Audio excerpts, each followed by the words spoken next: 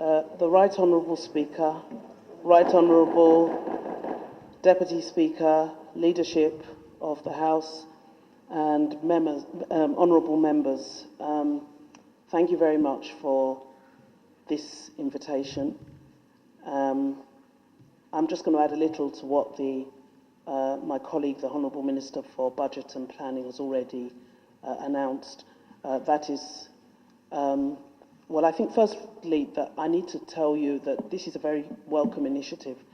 The issue of pensions is not really a money issue, it's a people issue. And so it needs to be taken very seriously. And when elders have served and expect that when they finish service they will get their money, and that expectation is not met, it's quite a serious issue. And so the President, as the Minister has said, has asked for a committee to be put together to try and reconcile and get to the bottom of some of the issues. But let me speak to one or two of the questions raised and shed some light from the finance perspective on why we have these shortfalls in payment. Having said that, yesterday we released the sum of 42 billion to clear all the arrears. Everything that has been appropriated up to date has now been paid. I also would like to tell you that PATAD are completely up to date in terms of payment of those who are enrolled. So it is a problem, but there is a lot of progress that has been made in the area of pensions, and I think it's only fair to say that. But let me shed light on why we have this big problem, and it's largely, it's actually concentrated to a number of areas. But having said that, this is not just a federal government problem. There's actually also a problem in the state governments with pensions and gratuity. So it's actually a national problem. So calling us together like this, I think, is actually a very good move. But let me shed some light on the difference between what PENCOM requests and what goes into the appropriation and the impact it's having. And that is what the Minister was trying to explain, or indeed explained. Under the Pension Reform Act, there is a provision that past services, so many, from 2004, we started the contributory pension scheme. But many people that are retiring, as you can imagine, somebody retiring this year only did 17 years or 16 years under contributory. Their first 19 years of service is under the old scheme. And that is what the 5% redemption bond is supposed to cover.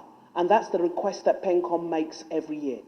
So once PENCOM makes that request, based on their estimates of what is needed, if the appropriation doesn't meet it, automatically there's a shortfall.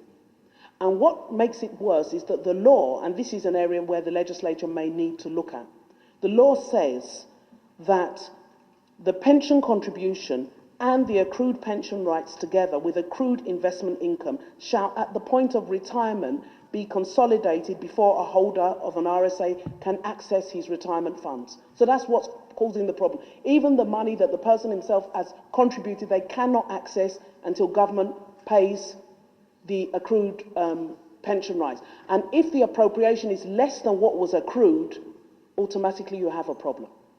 So that's really what is causing this problem.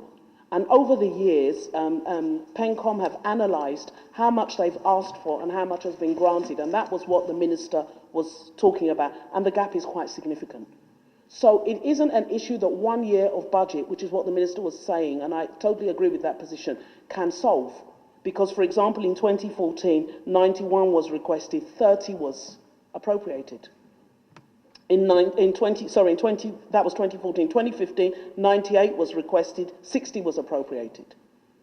In 2016, 91 and 50. And even what was appropriated is often not cash back. Part of what we paid yesterday was 2014. It was appropriated in 2014 and we've cash backed it in 2017. So those are the sorts of issues that we need to work through. So I think I'd like to plead that you give us time. The President has prioritised it. He's very concerned about pensions and gratuities and people, really.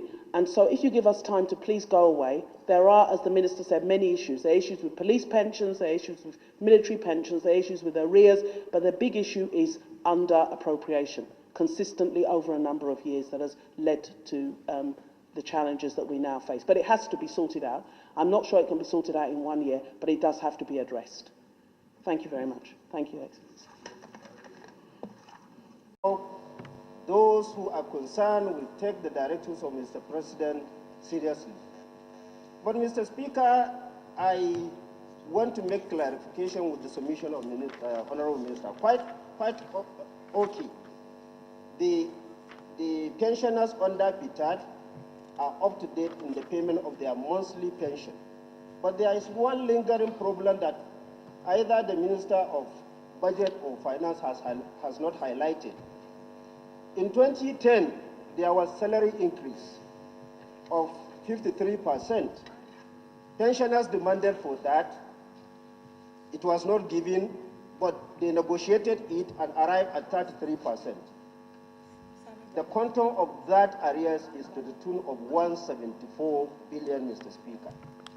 So I want to bring this to the notice of the Honorable Minister so that when they go for reconciliation, they should take that, they shouldn't think that all is well with PITAD, because that amount of money has to be handled and tackled by PITAD.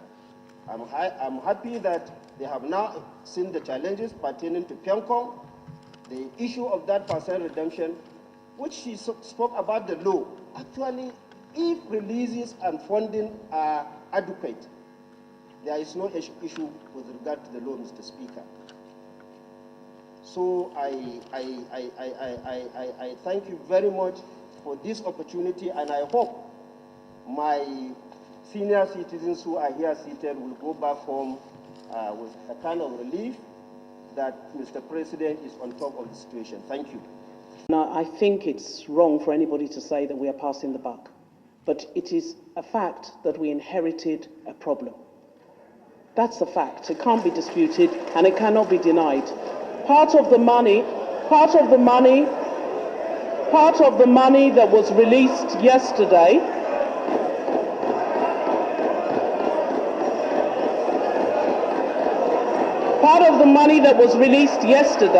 relates to 2014. We're in 2017.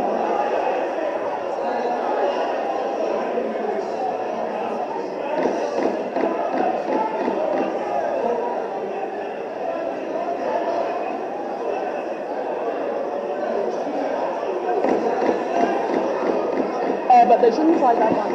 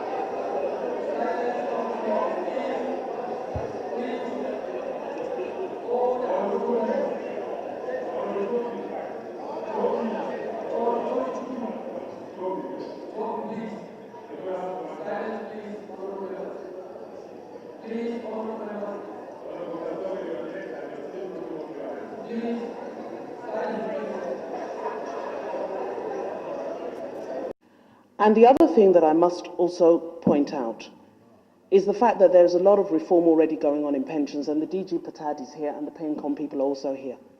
The days of where verification was done in Abuja, where thousands of pensioners came to queue in the hot sun, is a thing of the past. They do mobile verification in each local government. And for those who are bedridden or unable to come, they actually go and visit them in their houses. So those are reforms. The DG Patad is already working.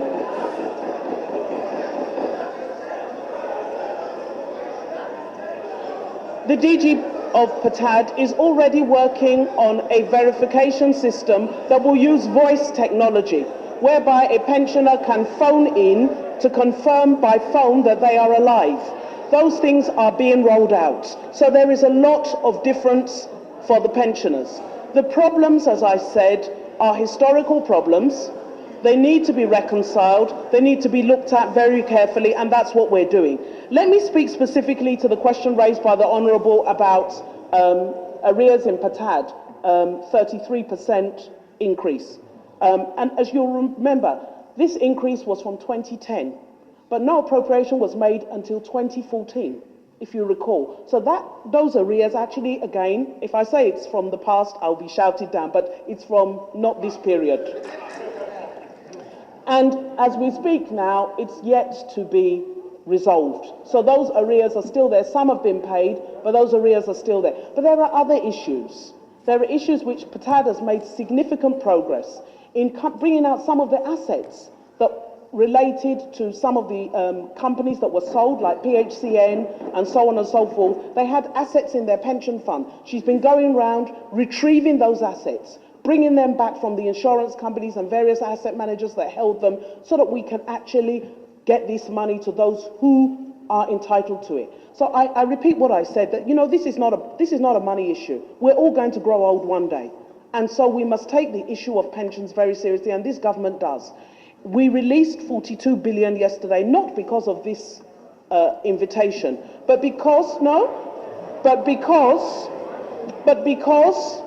we had been waiting to accumulate sufficient funding. What we had heard from PENCOM was that they didn't want us to continue to pay 2017 when people from 2014 had not been paid. And therefore we sat with them and said, bring all the arrears, everything that has been appropriated in the past, whether for this sitting or previous sittings, gather everything and let's pay those ones first, so that those who have been waiting the longest can be paid quickly. We have paid 17. We have paid up till March 2017, but this was an issue of arrears and we needed to clear it. And we took a decision with the President. Do we allocate this money to further capital projects, or do we take the issue of pensioners? And the decision was taken that we must clear this historical issue, and that's what we've done. The other issue is about whether releases are cash-backed. And